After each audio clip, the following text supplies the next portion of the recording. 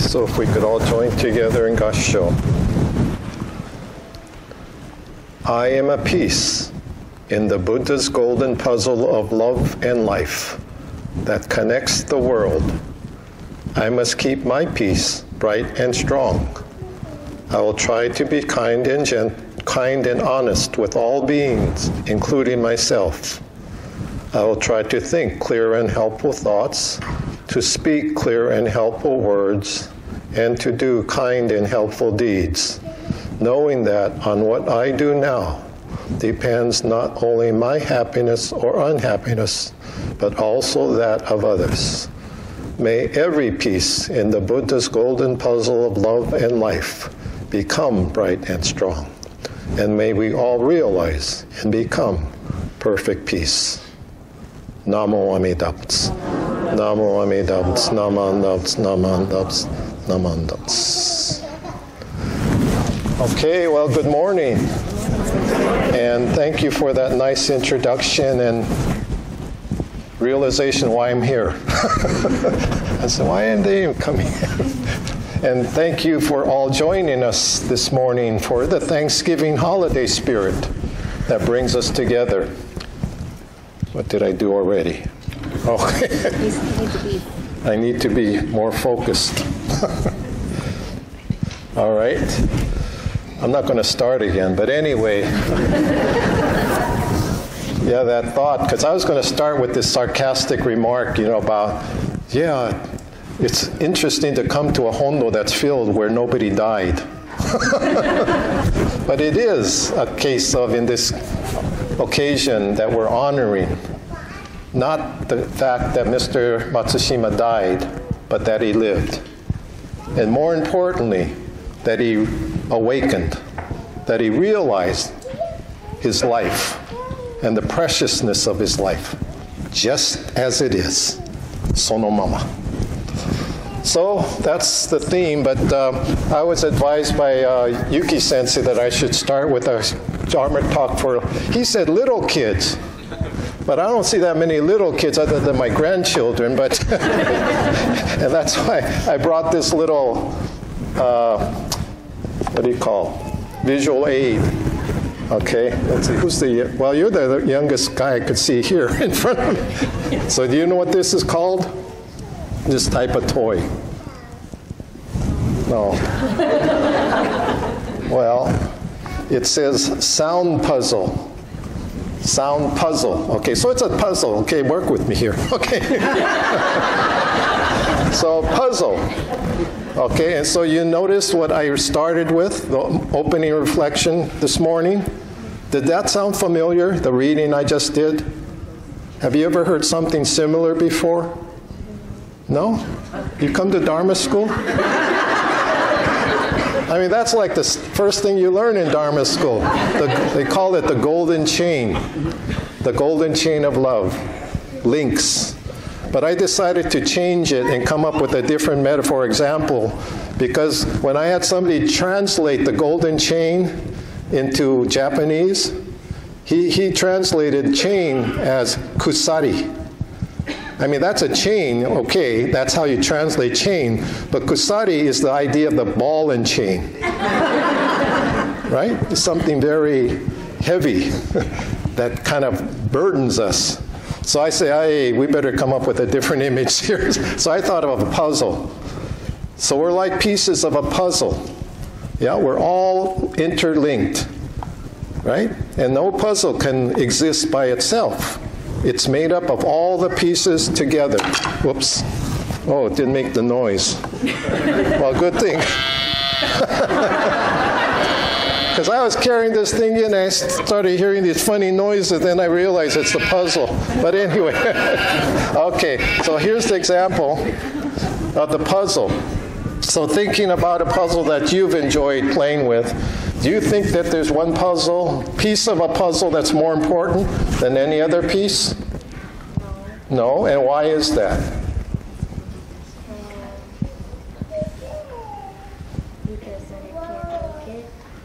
They can't be what?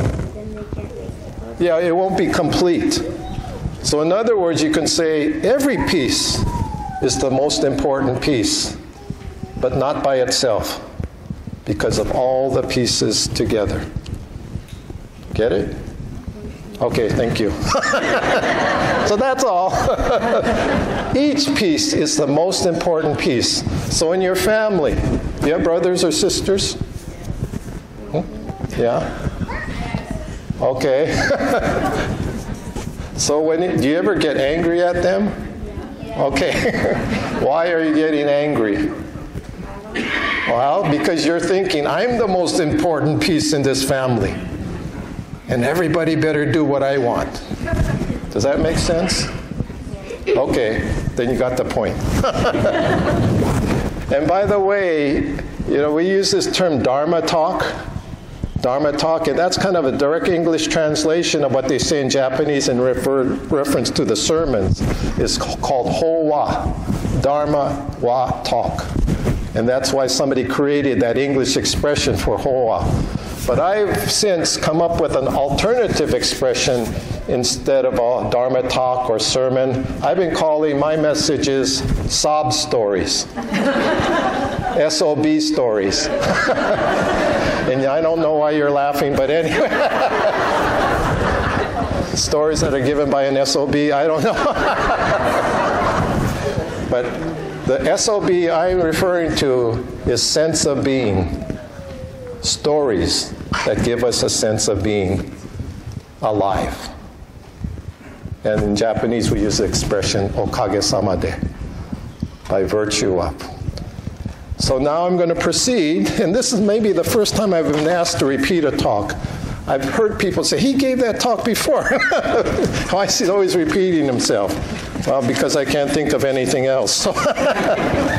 Okay, so here we go, and maybe you can correct me. I don't know if you remember it, and maybe I've kind of embellished on it since, but here's the story that I usually begin this talk with.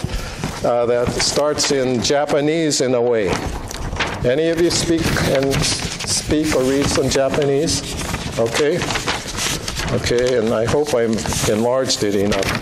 Okay, so can you read this? Okay, what does it say? Tsuya ue. Tsuya ue. Okay, and so, so this is, oops. So this is the expression, tsuya ue. Okay, so now how would you translate that into English? Huh? Anyone? Tsuya ue. How would you translate that into English? I hope nobody does, because there's no such word in Japanese. However, the origin of it is, my wife, who's from Japan, was teaching Japanese at one of the temples we were at in Hawaii. And one day she came home from class and she showed this to me, and she asked, well, how do you translate this? And I just said, gee, I don't know. My Japanese is not that good, and I've never seen it before. And then she proceeded to explain that one of her students had created this expression. And the homework was to write a diary, so the children were supposed to write what they did in one day. And one student happened to write this on her paper, so my wife didn't recognize, so she had to ask, oh, what were you trying to say? Okay? And the student says, well, I wanted to say I wake up at 7 o'clock. So she still didn't understand, because this isn't, tsuya ue isn't the correct way we would say wake up, right? Okay, so she asked the student, well, how did you come up with that expression? And then she explained, well, she's thinking in English, wake up. So she went to her English-Japanese dictionary, and there's the word wake, and next to it they have all these equivalent terms. And one happened to be tsuya. Okay, usually when it's used in speech, it's used with an honorific o. Okay, so do you recall what tsuya stands for? Yes. Wake, like a funeral wake, yeah. There is a custom in Japan of a service prior to the funeral, similar to what in Western culture we call a wake service. They call it tsuya, otsuya, means throughout the night. So she writes, tsuya on her paper, and then she went to up, And next to up, they had we, is the term of up, down, we, shita. So she put we on her paper, intending to say, I wake up at 7 o'clock. So that's a cute little story that introduces my main talk. But wake up, as I've appreciated, is what can you say is the purpose of our life, let alone this religion we call Buddhism? It is waking up. It is to wake up to the truth, the reality of life. Because technically, Buddha, as some of you are familiar, is a title. And it translates into English as awakened one. And historically, 2,600 years ago, this young prince in India, as we're taught, had this awakening.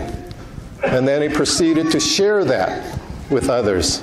And that developed into this religion we call Buddhism. And for those of us who choose to be part of this tradition, we are all aspirants, aspiring to wake up, to live and appreciate our life sono mama. Okay, so that's then leading me to, as Janie mentioned, and I call it, what is it that we wake up to? And I've been describing it as the three mamas of life. The three mamas of life. The first one being, as we've heard, sono mama. And this is Japanese, by the way. This is correct Japanese. Okay, nobody made it up. I didn't make it up, but anyway. So sono mama. And sono mama can be translated as it is. As it is. And isn't that a way of describing reality, truth? It's as it is. It's not a right or wrong, true or false proposition. Because in the Buddhist perspective, as I appreciate it, it's based not on a concept or a dogma or a belief. It's based on our experience of life. And so what is the basic experience of life that we could say we join with Siddhartha in experiencing, realizing as the truth of life? In a word, it's impermanence. Impermanence. Change. Nothing stays the same. That's just how it is, right?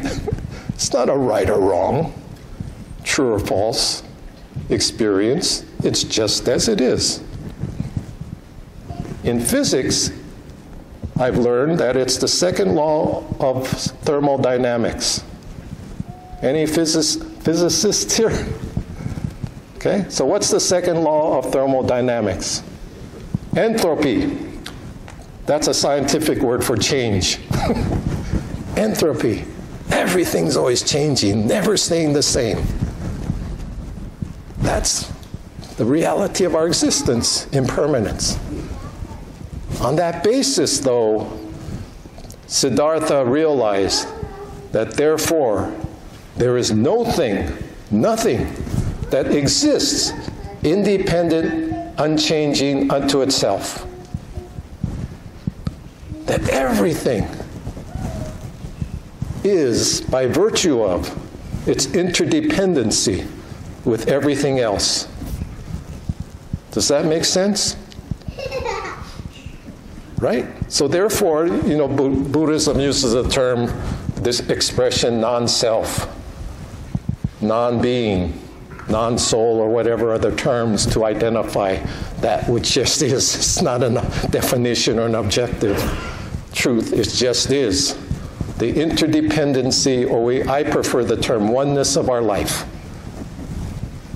That we all exist together.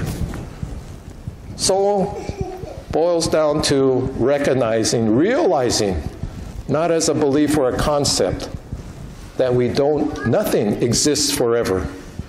But most importantly, to appreciate that nothing exists alone.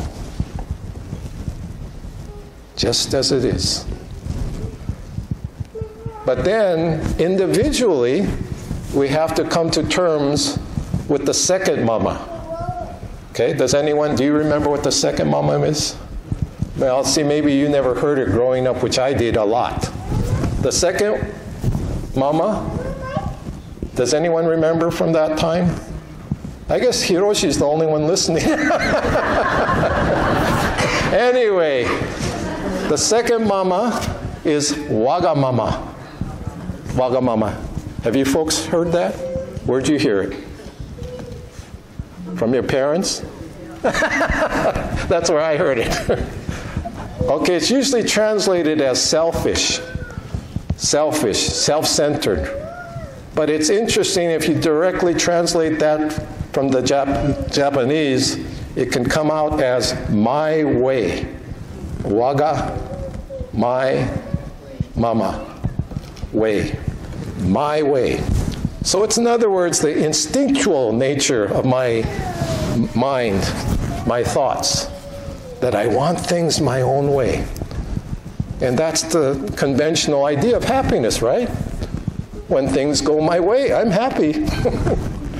But that's seen as the source of the opposite, our unhappiness.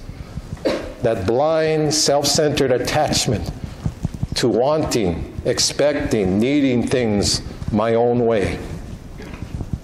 That's the essential delusion that Siddhartha woke up to. To see that is part of the awakening. Psychologically, it's like seeing the shadow. And using that image is the brighter the light, the darker the shadow. So in a way, we're awakening to the light that embraces us. Yeah, I always use this example, and I'm pretty sure I used it back then, where one day I was assigned to the White River Buddhist Temple. That was my first temple assignment in 1975 through 1979, I think 79. But I always tell this, oh, no, it wasn't White River. I take it back. My memories really kind of kept being challenged. No, it was when I was in Hawaii, at a temple in Hawaii on the island of Maui. And one morning, we're in this kitchen. It was an older building with a metal corrugated roof. And we're standing in the kitchen, and I started to hear the sound of rain falling on the roof. And so I glanced outside, and I saw, there the rain had come in, and it was pouring down. And without thinking, I just kind of said out loud, "Doggone it," because I was planning to go play golf. But what's interesting on that particular occasion, just as I said that, I overheard one of the people in the kitchen say, "Oh boy, oh boy." And then she said, "Now I don't have to go home in Hanawai." Okay, those of you not from Hawaii, that means work with water. In other words, for her, the rain was wonderful. Now she doesn't have to go home and water the yard. For me, it was terrible. Disappointment. Stupid rain. But the rain was just the rain. It wasn't good rain or bad rain. It was just as it is, rain. And I was, in my mind, creating this unhappy situation. So that's important to understanding the meaning of awakening as I appreciate it. In the Shin Buddhist perspective, it is to see that shadow, the dark nature of my instinctual existence, delusion. But in listening to the Dharma, we can begin to appreciate what we call the light that illuminates the shadow. And then in that awakening realization, we come to appreciate the third mama, which is kono mama. Kono mama. Okay, and that, how would you translate?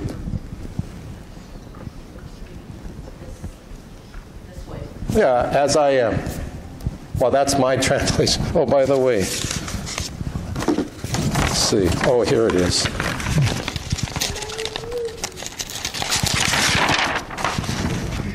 Okay.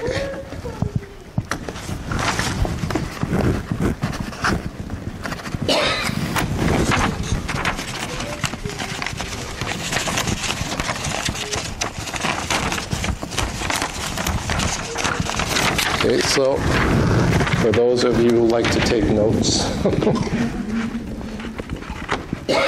Okay, so the third mama is kono mama. Just as I am.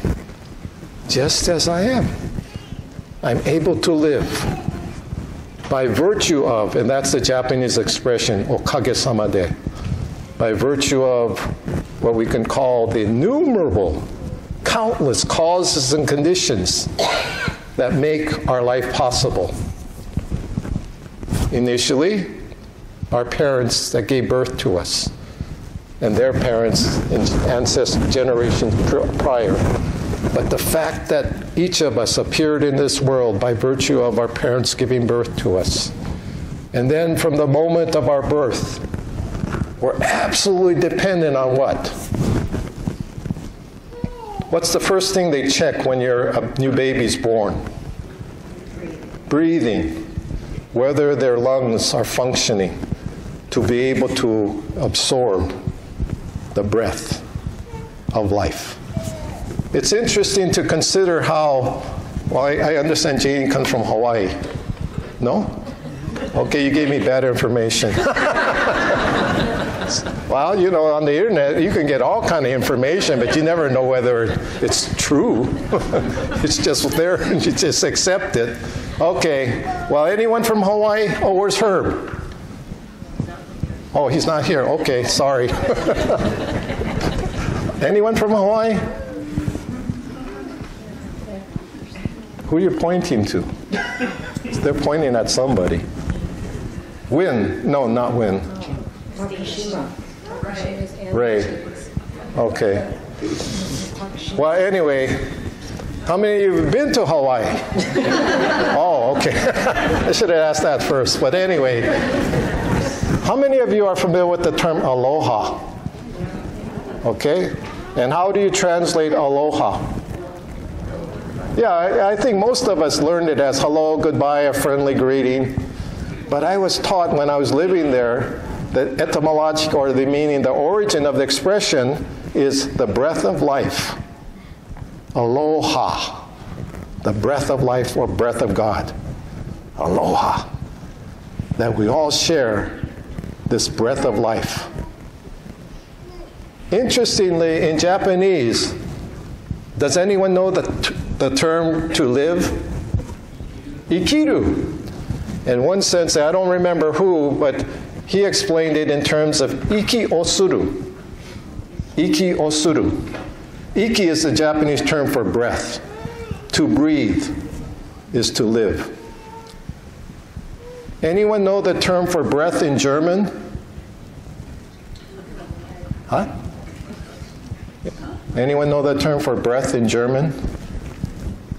I took German, but I don't think I learned it. But I learned it later. The term for breath in German is Atmen. Atmen. And that comes from the Sanskrit word, Atman, being. So in all these different cultures, it's a universal experience, right? The breath of life. We're absolutely dependent upon the breath, which is colorless, odorless, and we didn't create it. It's what created us, basically. The breath of life. So the air that we breathe, the water that we drink, the food that we eat, is the sacrifice of other living beings to nourish our bodies. And intellectually, emotionally, the interaction with everything around us, our families, our communities, our societies, and so forth. So this is how you begin to appreciate immeasurable life is not a concept or a belief. Immeasurable life is the term that some of you might be familiar with that we use in reference to the main object of reference in the Shin Buddhist tradition, which we refer to as Amida Buddha. Amida Buddha. It's a Sanskrit term which means immeasurable. Immeasurable light in life. And Buddha is not just a historical being, but I refer to it as a spirit. The spirit of immeasurable light and life. It's like the ocean. And so the metaphor that's helped me through the generations the years has been seeing ourselves as being like waves on the surface of an ocean. So a wave appears to causes and conditions, and it has a particular form. But that form is constantly moving, never staying the same. But eventually, it'll vanish from the surface. But the essence, the source, is the ocean. And that's where, in our tradition, the expression Namo Amida Butsu is affirming that sense of connection, the oneness of the finite wave and the infinite ocean. So Namo Amida Butsu is like saying and affirming Namu, the finite, mortal, limited being that I am, is sustained by immeasurable light and life in oneness. So Amida Butsu is the ocean in which we are always together, which we are always one, in a life that never dies. And from that, we join our palms together symbolically to affirm that oneness, and we carry the onenjus to represent that interconnection of life. And orally, we affirm it with the expression Namo Amida Butsu. So that's where we come together in affirming that sense of being in which we are always one, just as we are, acknowledging the Wagamama, but celebrating the Konomama of my life, just as it is, as being just right. Absolutely unique, very personal, very deep, and very embraced. So this is the idea of how I appreciate the spirit of waking up and the spirit of thanksgiving that I'll close with, that was shared with me by a colleague in Hawaii who's now retired. In one of his essays, the Reverend Tatsuo Moneto shared this thought about Thanksgiving. Thanksgiving in the Shin Buddhist sense is never an obligation. It is a basic attitude to everything we say and to everything we eat, breathe, touch, hear, and see. Nothing can be taken for granted. All is one, interdependent, and one is all. Each is different and unique. One without the other, and the other without the one cannot exist.